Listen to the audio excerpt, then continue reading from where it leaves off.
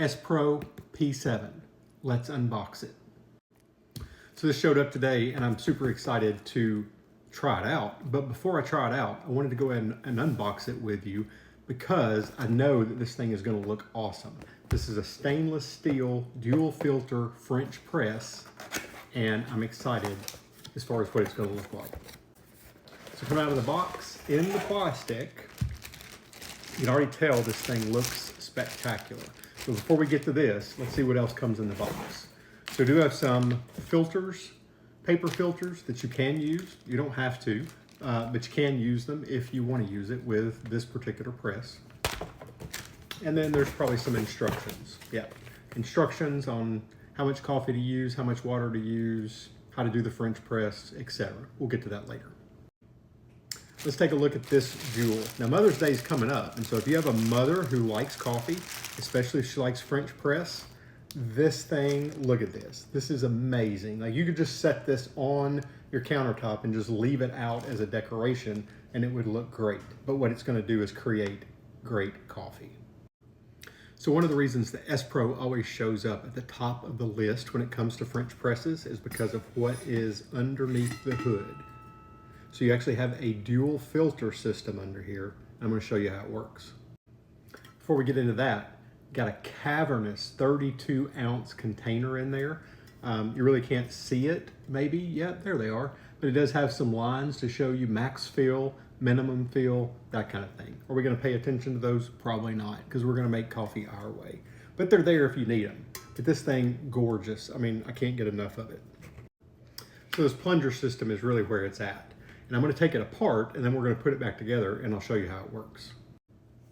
So basically you have two filters with this thing. It micro filters the coffee to ensure that you don't get any of those grounds in your coffee when you pour it out. That's where a lot of French presses go wrong, is they actually allow little micro grounds to get in your coffee.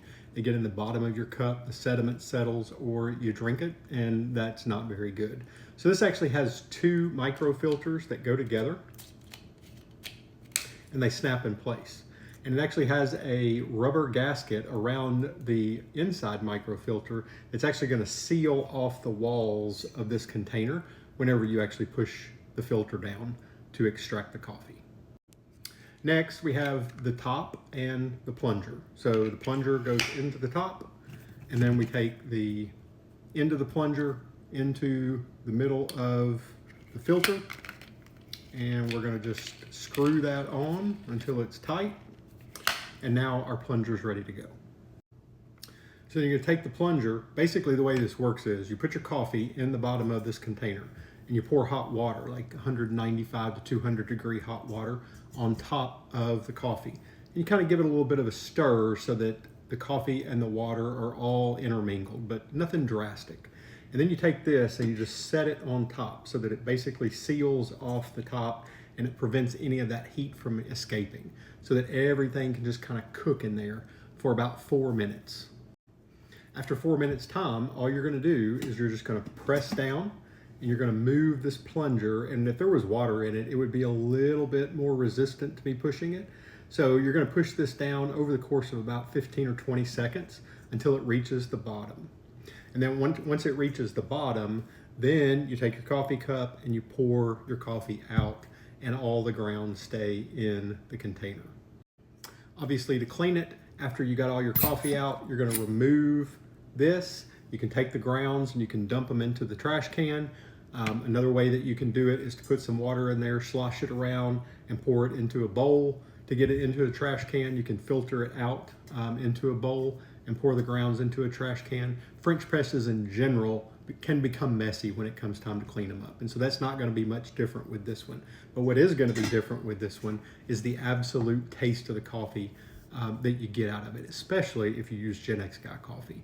You can use light roast, medium roast, or dark roast with these, and they're going to taste great.